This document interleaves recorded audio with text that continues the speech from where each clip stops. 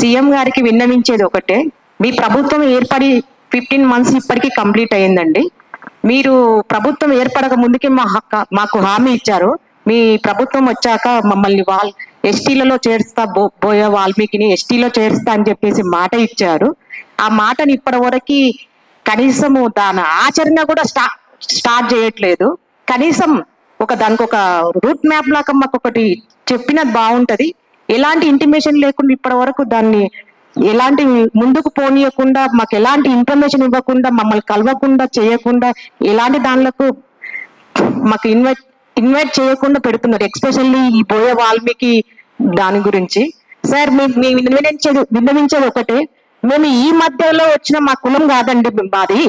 అప్పట్లో వాల్మీకి మహర్షి నుంచే మా కులం ఏర్పడిందండి. శ్రీకృష్ణదేవరాయల కాలంలో నుంచి ఇప్పటి వరకు మా కులం వాళ్ళు ఒక పాలకులుగా పనిచేస్తున్నదే తప్ప వాళ్ళు ముందుకు పోయింది ఎక్కడ లేదు సార్.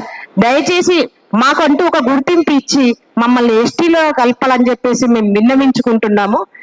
ఈ శ్రీకృష్ణదేవరాయల కాలం నుంచి మమ్మల్ని ఒక అట్టడుగు అంటే పాలకులుగా, అంటే ఒక సేవకులుగానే ఉన్నాము.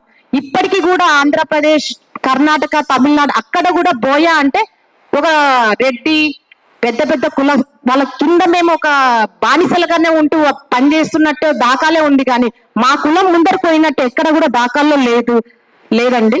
సో మీరు ఇచ్చిన మాటను నిలబెట్టుకోవాలని చెప్పేసి నేను ఈ సభాముఖంగా విన్నవించుకుంటున్నానండి. జై వాల్మీకి.